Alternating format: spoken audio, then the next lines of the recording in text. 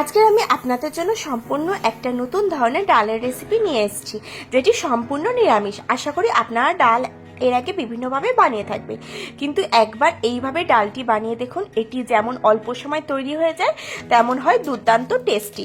সবসময় ভেজ ডাল বা মাছের মাথা দিয়ে ডাল না বানিয়ে বাড়িতে লোক আসলে একবার এইভাবে ডালটি বানান। এটি ভাত, রুটি সবকিছুর সাথে খেতে অপূর্ব লাগে।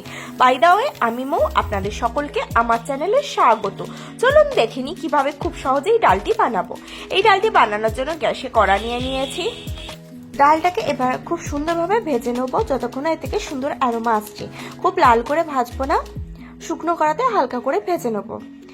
যখন সুন্দর অ্যারোমা আসবে তখন এটাকে একটা পাত্রে ঢেলে নেবো। নিয়ে এটাকে খুব ভালোভাবে ধুয়ে পরিষ্কার করে নেবো। দেখুন আমি এতে জল দিয়ে দিচ্ছি, দিয়ে এটাকে 2-3 বার খুব ভালোভাবে ধুয়ে পরিষ্কার করে নেবো, যাতে এতে কোনো রকম ময়লা না থাকে। দেখুন ডালটা ধুলে জলটা কিরকম ময়লা হয়ে যাচ্ছে, এইভাবে 2-3 বার ধুয়ে নেবো। এবার গ্যাসে কড়া বসিয়ে দিয়েছি, জলটা গরম হতে দিয়েছি। জল গরম হয়ে গেলে তাতে ভালোভাবে ধুয়ে পরিষ্কার করে রাখা ডালটা দিয়ে দেবো। ডালটা ফুটে উঠলে দেখবেন এরকম ফেনার মতন সৃষ্টি হবে। এই ফেনাটাকে আস্তে করে এক সাইডে করে ফেনাটাকে ফেলে দেবো। আপনারা অবশ্যই এই ফেনাটাকে ফেলে দেবেন, এটা শরীরের জন্য খুবই ক্ষতিকারক। দেখুন এইভাবে আমি আস্তে আস্তে করে পেঁচে সমস্ত ফেনাটাকে ফেলে দেবো। ফেনাটাকে ফেলে দিয়েছি। এবার গ্যাসের ফ্লেমটাকে মিডিয়াম টু লোতে দিয়ে ঢাকনা চাপা দিয়ে 7-8 মিনিট মতন সিদ্ধ করতে দেবো। 7-8 মিনিট পরে ঢাকনা সরিয়ে নেবো। নিয়ে এতে সামান্য পরিমাণে একটুখানি হলুদ অ্যাড করে দেবো। দেখুন আমি হলুদ অ্যাড করে দিচ্ছি। হলুদ দিয়ে এটাকে আবারও ঢাকনা চাপা দিয়ে কিছুক্ষণ সিদ্ধ হতে দেবো। ডালটাকে আমরা 80% মতন সিদ্ধ করব, তার বেশি সিদ্ধ করব না। আমি ঢাকনা সরিয়ে নিয়েছি। দেখুন ডালটা সিদ্ধ হয়ে গিয়েছে। ঠিক এই রকমই সিদ্ধ করতে হবে, খুব বেশি সিদ্ধ না, আবার কম সিদ্ধ করলে হবে না। 75 to 80% সিদ্ধ করে নেব, ঠিক এই রকম।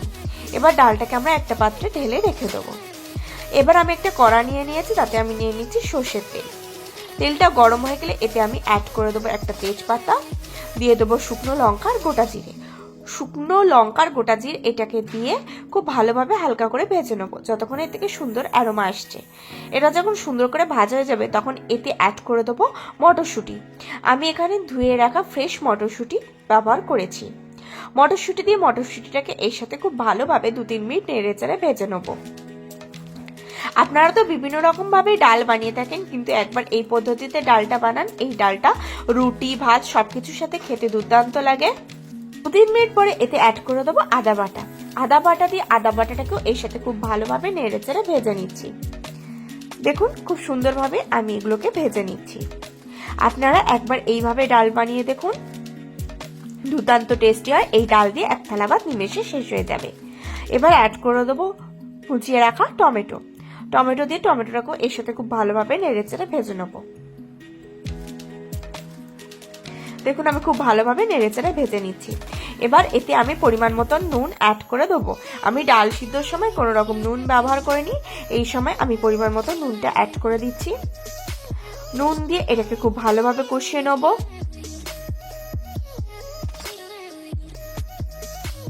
দেখুন নুন দিয়েও এটাকে খুব ভালোভাবে কষিয়ে নিচ্ছি।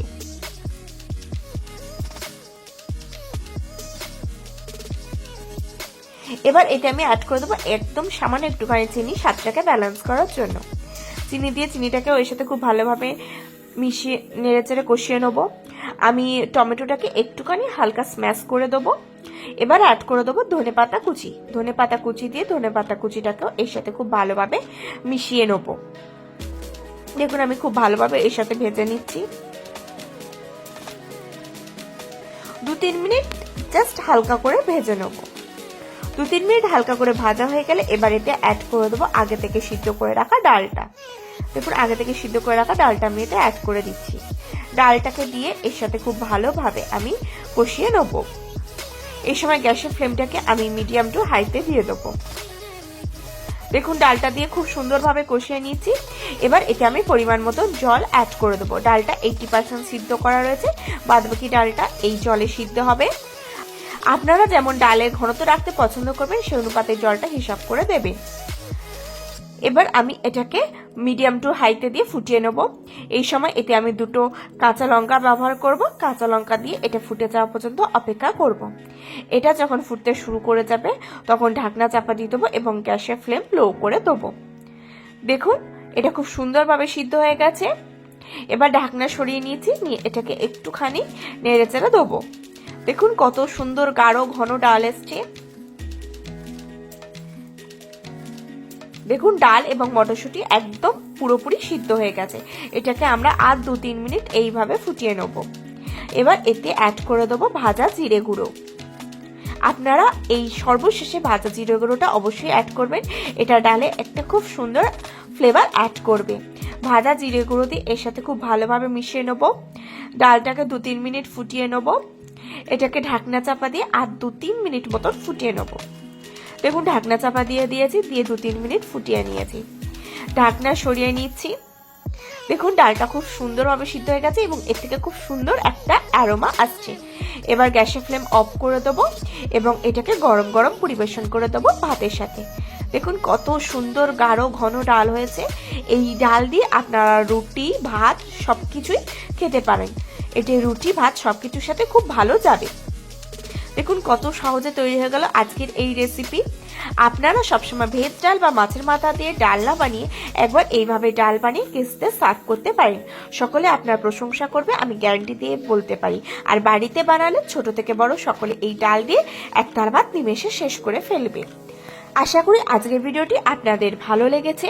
যদি ভালো লাগে তাহলে অবশ্যই লাইক করবেন, কমেন্ট করবেন, শেয়ার করবেন আর আমার চ্যানেলটি অতি অবশ্যই সাবস্ক্রাইব করে নেবেন এরকম নিত্য নতুন রেসিপি সবার আগে পাওয়ার জন্য।